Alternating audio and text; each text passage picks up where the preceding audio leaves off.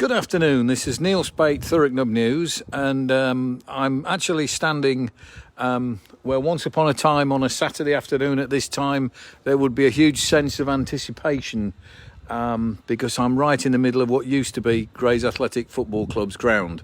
As you can see from the I don't know what I was going to say memorial, but that's a bit unfair really because Grays is still going. The marker that says that this was the new rec before it became housing development, and I'm going to shortly introduce you to a guy called Rob Seaman, who is a long-standing boy and man fan of Grays Athletic, and he's taking time out on his keeping fit routine just to pop by. So we're going to have a chat about the fact that a lot of Grays fans are pretty upset at some of the comments that were said at a planning meeting last Thursday when Grays might have got their hands on a football stadium to replace where we're standing now. It didn't happen, and some things were said that have upset a lot of people. But let's introduce you to Rob, and he'll tell you exactly why he and so many Grays fans are a little bit upset at the morning. Good afternoon, Rob. Afternoon, Neil. How are you? First and foremost, I just want to say that I'm talking to you as a resident of Thurrock and also as a supporter of the club. I'm not here as an official of the club right now, but yeah, it was. Where to start on Thursday's meeting? I think now the dust has settled a little bit. I think it's given me time to kind of think about it, and I've rewatched the meeting several times. I mean, I've been in a unique position really, as have many, that the situation that we find ourselves in right now, that we are able to actually watch a planning meeting, and not many people would be able to go down to the council themselves and actually watch that meeting. To see it streamed live gives us kind of a unique look into the workings of the council and the planning committee especially. And I have to say, Neil, I, like many people that I've spoken to since that meeting, are absolutely shocked and appalled at the lack of facts, the lack of professionalism, and the complete misunderstanding of the recent history of Grays Athletic Football Club and how it was represented at that meeting. Do you want to expound on that, or? Yeah, I do. I do want to expand on that, and I don't want to get into too many details about it. I mean, I think I should just tell people who don't know the meeting, the application that came up at Thursday's meeting was by a company called Group 1 Automotive, who wish to develop part of the land adjacent to the Thurrock football stadium. Yeah. Their plan is to buy the whole package of land. I don't know whether that deal's been concluded or whether it's still owned by the South family, but that's sort of immaterial. The plan was they were going to use what are existing football pitches at the side of the main stadium for their site, and they were going to gift the stadium itself to Grays and the local community to be put to community use. And that was a move that was supported by Sport England because it was also in association with a donation to the council to help improve the pitches at Bella. So that was the football side of the application. There was an opposition to the whole scheme from a lot of people in Aveley. But we're not really talking about that. I think what we're talking about, Rob, is the attitude of some of the councillors. Oh, absolutely. You know, these councillors hold so much power at their hands, and with that power, they can, you know, they have the power to transform the borough for future generations. And I really do think that they need to take a long, hard look at themselves, and especially look at how they research applications fully before making statements that are there for everybody to view. I mean, I speak in particular about Councillor Lawrence's statement, and she posed the question as to why Grays Athletic didn't, I think her words were, didn't they sell their ground, the rec where we're standing now? Why couldn't they use that money that they had from the sale of the rec and buy this piece of land, buy this ground?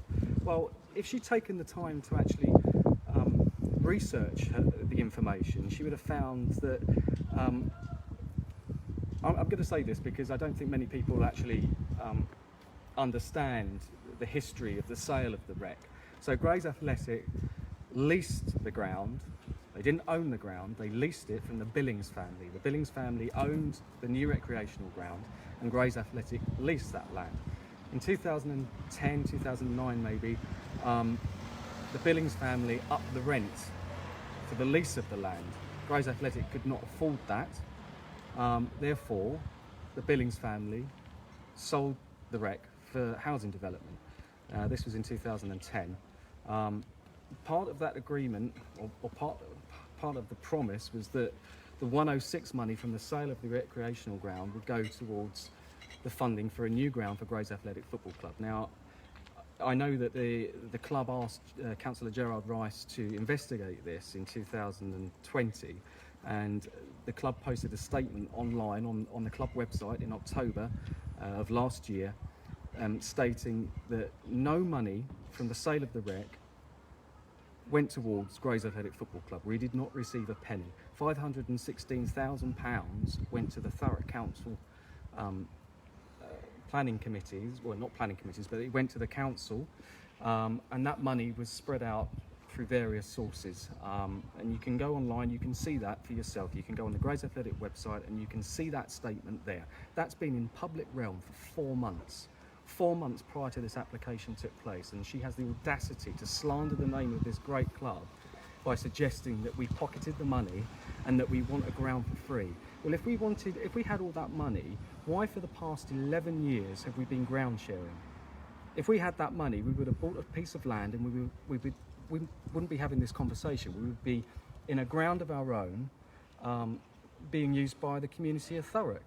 I find it absolutely outrageous that, firstly, she didn't do her research, she didn't do her homework, and the other councillors around her agreed with her, which in turn means that they didn't do their research. They didn't do any fact-finding regarding the club. It's utterly, utterly outrageous, and I would expect a full public apology from Councillor Lawrence and the other councillors on that committee. They have a great deal of power. They didn't do their research. They didn't listen to the facts. In my opinion, and this is my personal opinion, they came into that meeting with a preconceived idea of what it was, the verdict that they were going to give. They gave that verdict, but they gave it not listening to the facts in place.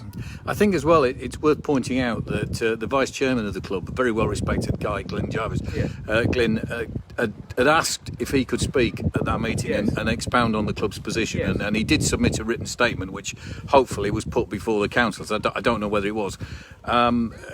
He was not allowed to speak. Now, there's an argument is there was one speaker for, one speaker against. The speaker for was an agent for Group 1, wasn't anybody to do with Grays Athletic Football Club, wasn't anybody to do with the borough. Then speaking against the application was Teresa Webster, who's the chair of the Aveley and Kennington's Community Forum. Now, Ward Councillor David Van Day, who was against the scheme, wanted to speak, and he wasn't allowed to either.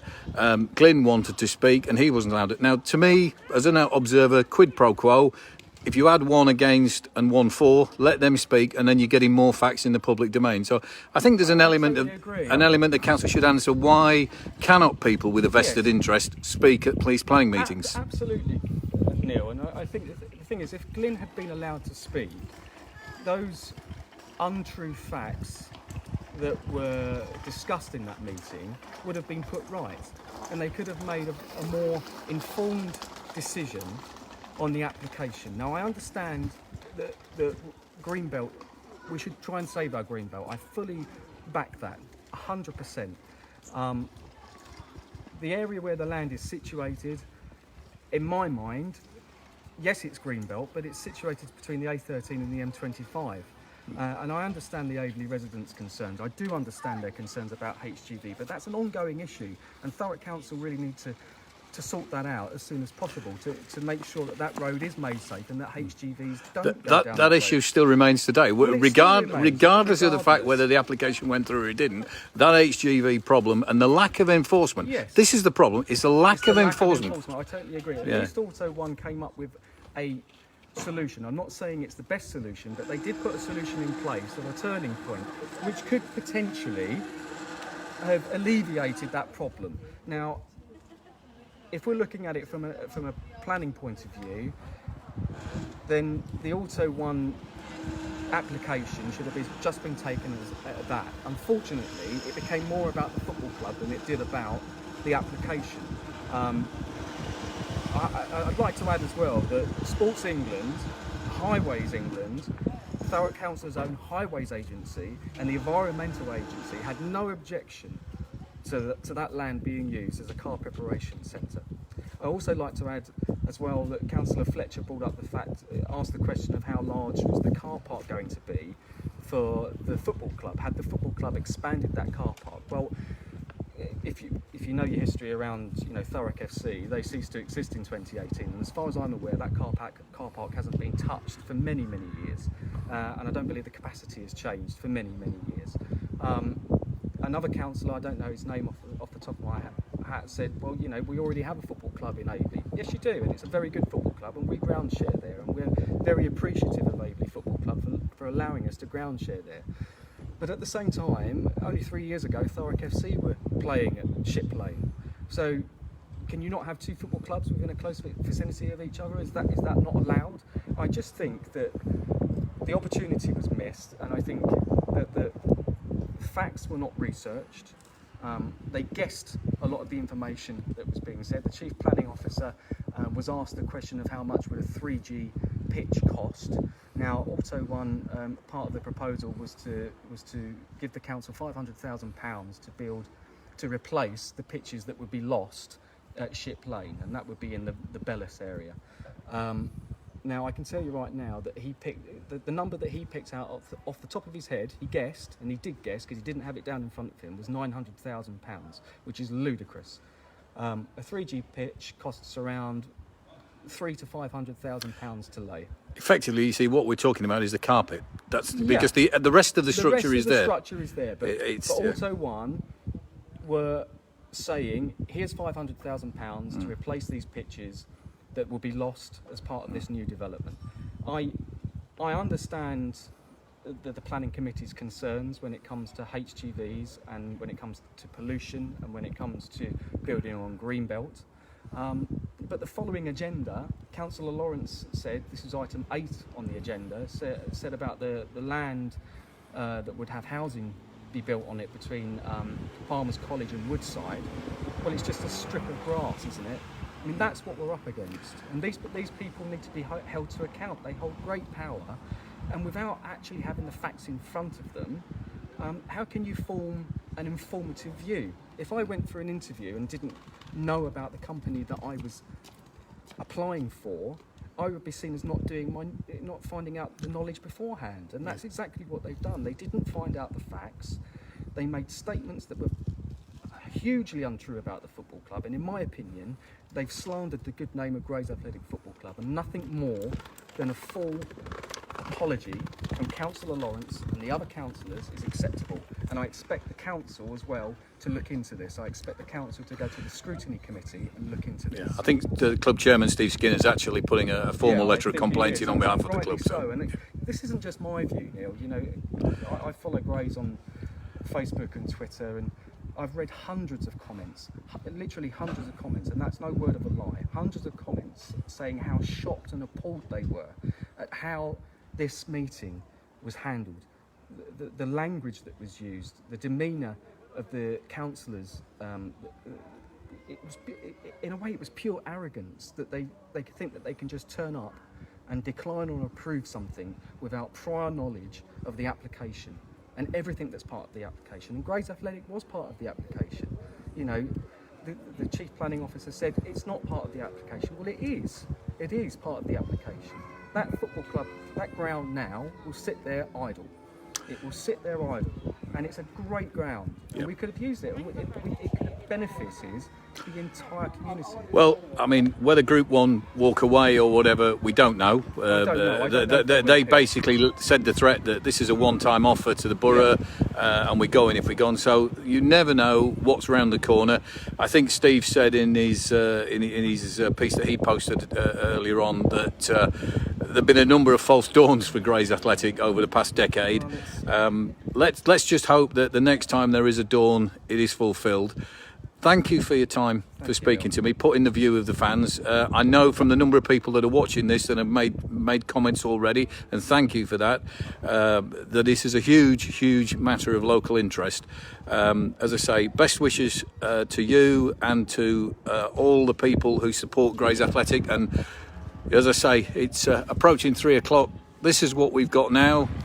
We've got houses where we used to have a top class football, non-league football club, a club that was only within a matter of minutes or one game or two games from being in the Football League at the zenith of its success.